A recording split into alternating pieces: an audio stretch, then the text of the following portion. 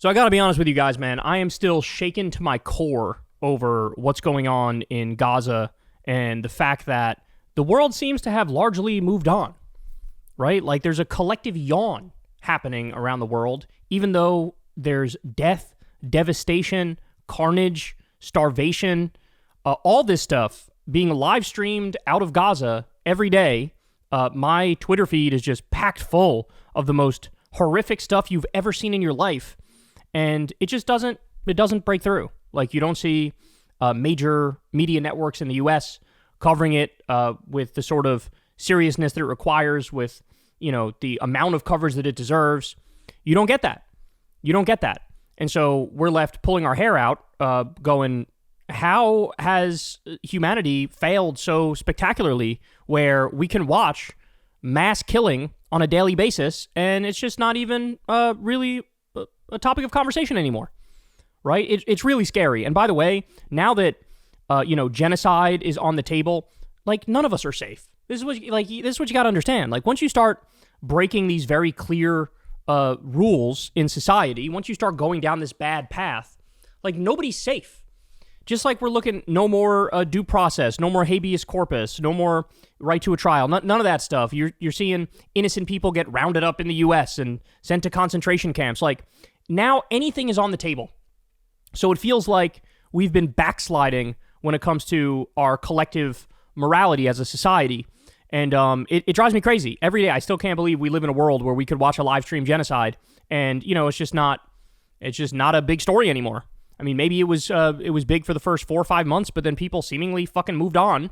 And Israel has said it. They know they could kill like 100 Palestinians a day, and it'll barely be a blip. As long as they kill 100 or fewer per day, they think we'll be able to keep doing this. No problem whatsoever. And so it's in that context that I present to you the legend himself, the GOAT himself, Al Green. He went on the floor of Congress, and he did not mince words on this issue. Let's watch. And still I rise, Mr. Speaker. And I rise today, Mr. Speaker, to speak truth to power, as well as speak truth about power. I rise to speak truth about what's happening to the Palestinians in Gaza. I rise to ask, what do you call it when you have a group of people who are being denied food, denied the very essence and necessities of life, when you're destroying their homes, when you're destroying their schools, when you're destroying their churches, their infrastructure? What do you call it when you do this to them as a group? Collective punishment. It is called collective punishment, Mr. Speaker.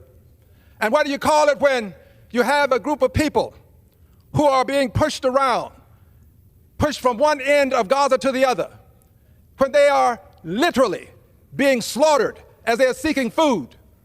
What do you call it when people say that they ought to be removed from their land?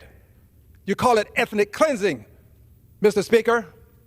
And what do you call it when it appears to me that there is a deliberate, systemic effort to destroy in whole or in part the Palestinian people, to destroy them in whole or in part? We are witnessing before our very eyes, Mr. Speaker, genocide in Gaza, and we say nothing. I am amazed at how this country that stands for liberty and justice for all, this country that has a Statue of Liberty, how this country can see what's happening in Gaza and not call it what it is. There's a fear among us. We refuse to speak truth to power. We refuse to speak truth about power. Well, today, I'm going to do it. And I'm doing it because these are precious babies that are being slaughtered. You see the bodies. You see the homes. You see the infrastructure. But you say nothing? Who are we? What is wrong with us? What is going on? Well, here's what's going on. We have an authoritarian leader who is supporting another authoritarian leader. Our president, the Prime Minister of Israel. They are working together, and they are doing this. Our president said they would be held to pay if they did not move or if they did not surrender. Not in those exact words, but that was his intentionality. And he's talking about the people of Gaza now. I'm not talking about Hamas that did a dastardly deed. What Hamas did can never be justified. They were wrong, but you can't justify what's happening in Israel right now. It is collective punishment. It is ethnic cleansing, and it is genocide. So, Mr. President, Donald John Trump, I say to you, Mr. President, you've been trying to hide from this. But, Mr. President, you can't hide. I charge you with genocide. Mr. Netanyahu, you are the perpetrator. I charge you with genocide. And also, I want this Congress to know that I voted against sending any additional monies to Israel for munitions. I voted against it. And if this genocide is going to continue until we have the courage to say no more money to kill babies, no more money to say you're going to move people and create some sort of Riviera on the Mediterranean. No more. I will not vote for any more money. I stand where I stand. I said what I said, and I mean what I mean.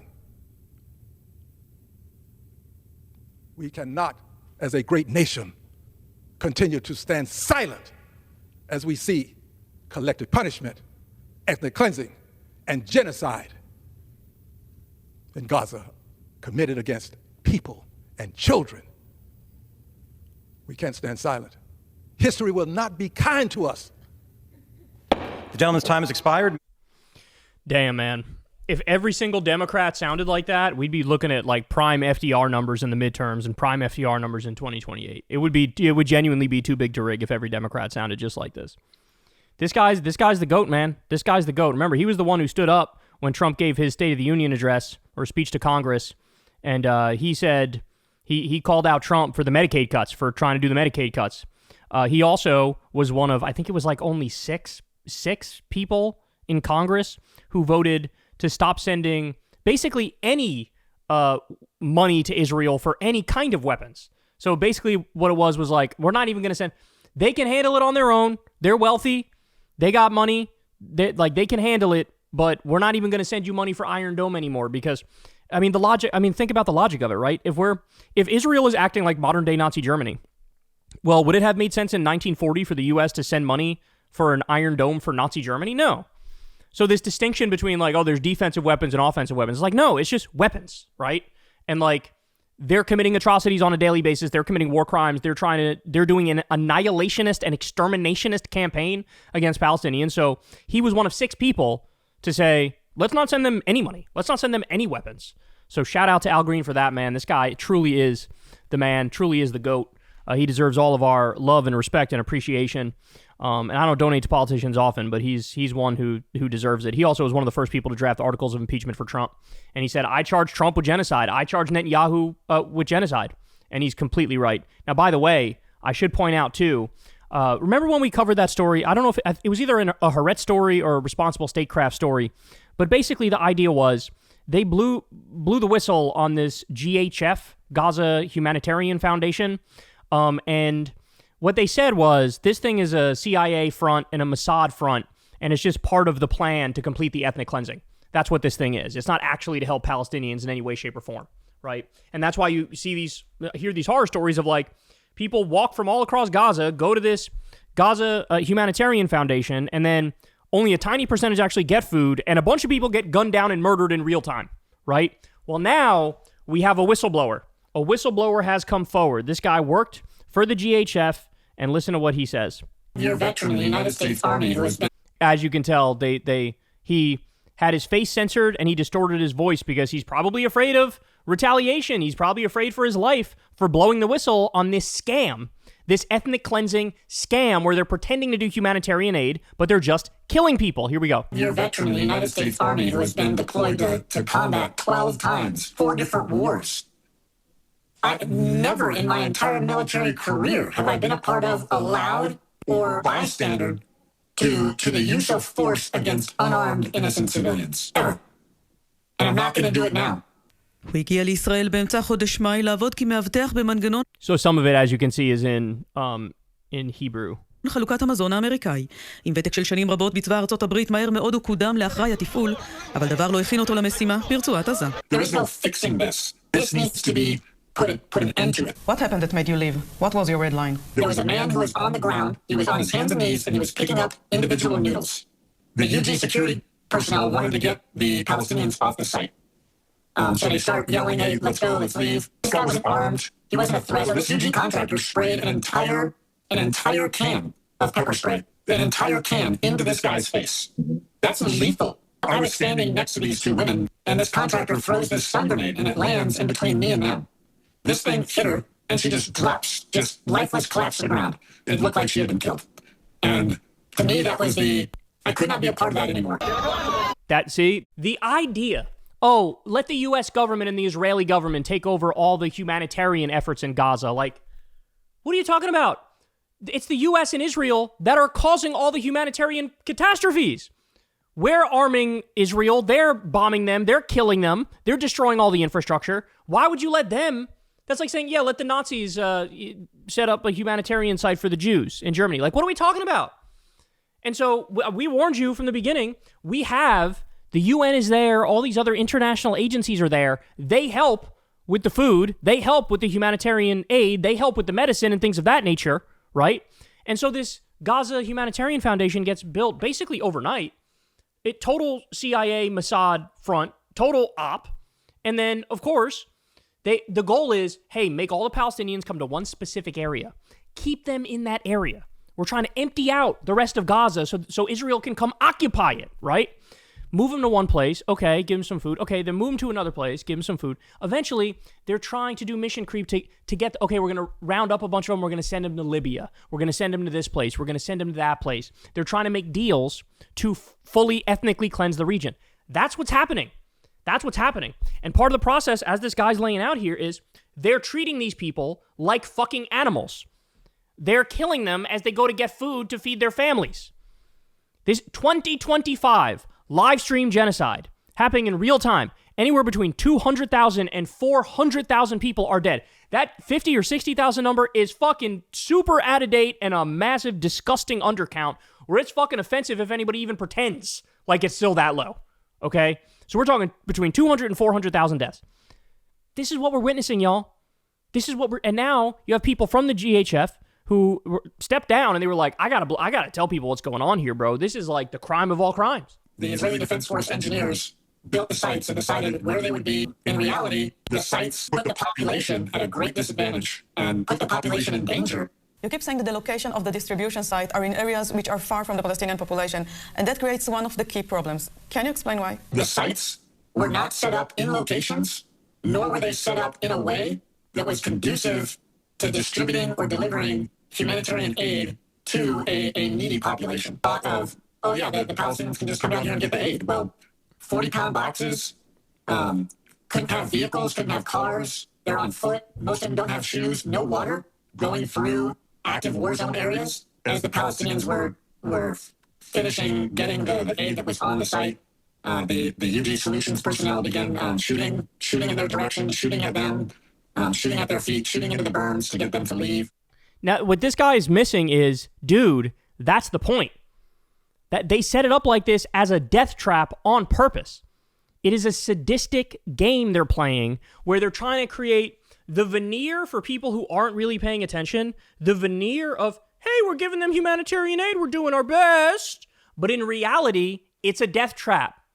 It's a death trap. Hey, make them march all across Gaza in the sweltering heat, no water, can't bring your car, walking through areas that you can get shot by the IDF at any moment, and they fucking do, right?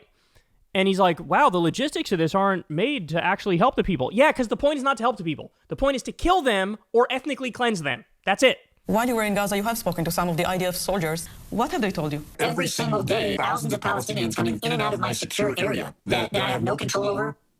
I don't have any accountability of. I don't know who they are. I don't know where they're going after they leave. That's a huge risk, and the Israeli forces in the area do not like it. And I don't blame them. The IDF soldiers that are on the ground in southern Gaza don't like it. It takes away from their mission. It takes away from their security. It's a risk for them. Oh yeah, it's a risk for the IDF. Please.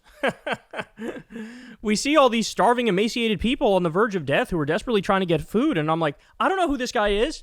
Maybe he's a Hamas guy. Jesus fucking Christ. The cry bully. I can't stand the cry bullying. Every fascist ever is a fucking cry bully. They whine like they're the victim when they're doing all the oppressing. But anyway, you guys get the gist of it. This is a guy who stepped down because he said, this is unacceptable. We're killing these civilians. We're doing violence against innocent, starving people. This is like none of this is right. None of this is okay. Yeah, and what I would say to that guy is, you didn't realize it, but you were involved in what is effectively a death trap on purpose. The goal is not to help these people. If the goal was to help these people, you could just stop bombing them. You could just stop shooting them. You could just stop occupying Gaza, as they're in the process of doing now. You could just allow the UN to do all the work that they were doing anyway, providing shelter, providing tents, providing food, providing medicine. But that wasn't the goal. The goal is to kill them while you pretend like you're not, right? So absolutely grotesque, absolutely disgusting. And shout out to Al Green for, going to the floor of Congress and telling the truth, man. We need every Democrat to do it. If you take AIPAC money, you're done. We're not interested. Go fuck yourself. If you take Israel lobby money, you're done. We're not interested. And we need to be very clear about that moving forward. There are certain red lines that we have as Democrats that if you can't, who made this point? I think it was Ta-Nehisi Coates. He said, if you couldn't draw a red line about genocide, what makes you think they'll draw a red line about democracy, right? Like all of Trump's threats to democracy, will they really fight back against this if they weren't even able to fight back against genocide? It really is the most basic, minimal moral test of all time, and so many people are failing it. But thank God Al Green isn't. Everybody needs to follow his lead. Hey y'all, do me a favor and like and subscribe. It helps out big time in the algorithm. Click the bell as well for notifications when videos drop, and watch that video on screen right now. You know you want to.